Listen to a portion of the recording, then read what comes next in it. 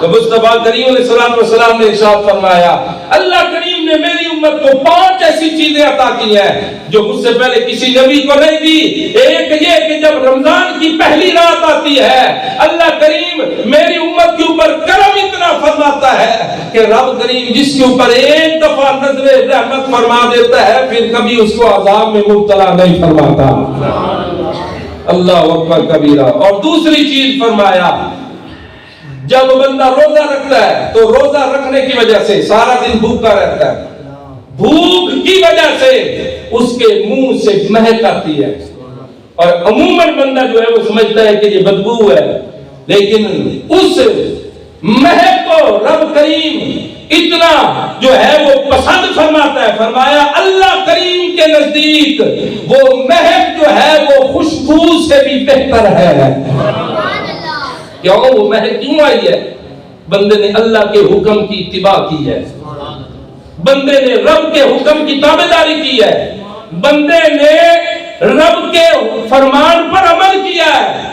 جب بندہ رب کے فرمان پر عمل کرتا ہے نا تو خدا کی قسم اٹھا کر کہتا ہوں جو میدان جنگ میں جاتا ہے وہاں پر جسم کے ٹکڑے ٹکڑے ہو جاتے ہیں، ہاتھ کہیں ہے، سر کہیں ہے، جو ہے وہ ٹانگیں کہیں ہے، دھڑ کہیں ہے، انگلیاں کہیں ہے، زبان کہیں ہے، سر پھٹا پڑا ہے، جو پیٹ ہے وہ پھٹا پڑا ہے، اس کی آنتیں باہر آ چکی ہیں، لیکن رب کے حکم کو عمل کر کے پورا کیا ہے۔ اللہ کریم قرآن میں فرماتا ہے یہ شہید ہے اور مردہ نہیں ہے۔ اللہ اتنا اس کو نواز دیتا ہے۔ یارو اب تو رمضان کا مہینہ آنے والا ہے، ہم تھوڑی بھوک برداشت کریں گے، شام کے وقت ہم کہیں گے یار روزہ بڑا آج لگ رہا ہے۔ وہ بھی تو ہے جو کئی مہینوں سے مسلسل روزے میں ہے، ہماری نگاہ اس طرف سے ہٹ گئی ہے، ہم تو میچ کھیلنے والے ہیں۔ اور بولو تو صحیح ایک بار سبحان اللہ۔ آپ کے میچ دیکھنے پر بھی میں کیا کہوں، استغفر اللہ نہ کہوں تو کیا کہوں۔ جس جناب جی کو میچ لگایا جا رہا ہے اور میچ جس کمپنی نے چلایا ہوا ہے مجھے پتا چلا ہے اور واقعی ایسی حقیقت ہے، تو وہ میں نے اپنی آنکھوں سے دیکھا، جو سارا خرچہ جو ہے وہ اٹھا رہی ہے وہی کمپنی ہے جو اسرائیل کو پوری مالی طور پر امداد پہنچا رہی ہے، کھانا اس کو فری دے رہی ہے۔ اور ہم رمضان کے روزہ رکھیں گے تو ہمیں بھوک لگے گی۔ کبھی وہاں پر فلسطینیوں کو بھی خاص کے ہم یاد رکھتے، فلسطینی جو آج بھی ان کو مارا جا رہا ہے، وہ جو لڑ رہے تھے نا ہمارے مجاہدین، چلے ان کے ساتھ تو جہاد، وہ تو جہاد کر رہے تھے، ان کے ساتھ جنگ کرو، لیکن ان کے ساتھ جب وہ مقابلہ نہیں کر سکے تو مسلم آبادی کے اوپر اٹیک کیا جا رہا ہے، ہاسپٹل جو ہے ان کو تباہ کیا جا رہا ہے۔ تو بھائی جان بتانے کا مقصد یہ ہے رمضان کا جو مہینہ ہے نا یہ کئی چیزیں ساتھ لے کر آتا ہے۔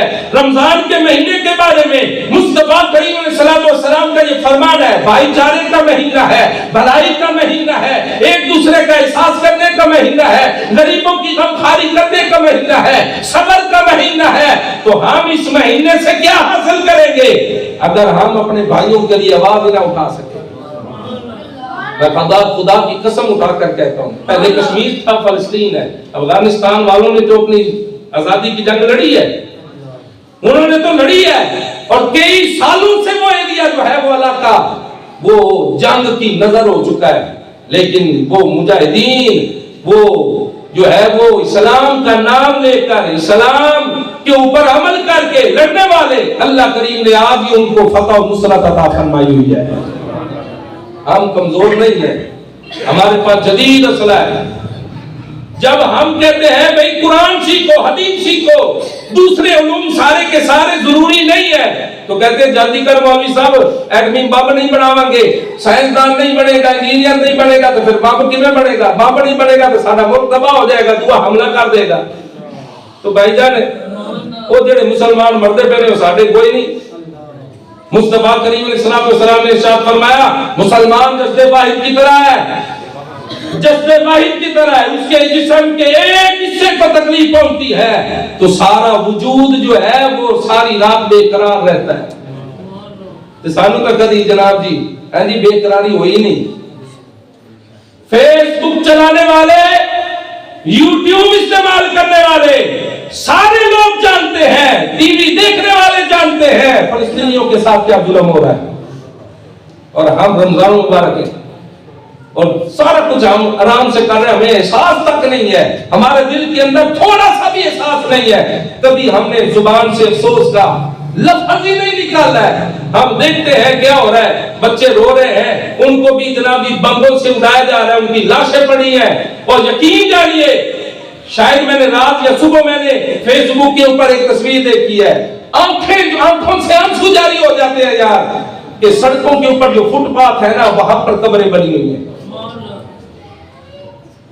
तो हम हाजी भी हैं, नमाजी भी हैं, अब रमजान का रोजा रखेंगे, सौम सलात के पाबंद हो जाएंगे, अगर हमारे दिल के अंदर जिहाद का जज्बा नहीं है, मुसलमान के साथ जुल्म हो रहा है, उसके बारे में हम थोड़ा सा भी नफरत का इजहार काफिरों के बारे में नहीं करते हैं, तो फिर हमारे दिलों के अंदर ईमान नाम की कोई शय नहीं है। ईमान कहते किसे हैं? ईमान कहते ये है कि मुस्तफा करीम अलैहिस्सलातु वस्सलाम का फरमान है, फरमाया ईमान क्या है? ईमान ये है कि बंदा जो है वो रब के अहकामात पर अमल करे, बंदा ये देखे कि मैं रब को देख रहा हूं, ये नहीं इतना कर सकता तो ये तो देखे ना कि अल्लाह मुझे देख रहा है। बंदे को सोचना चाहिए कि मेरे दिल के अंदर काफिरों के बारे में कोई नफरत है या नहीं।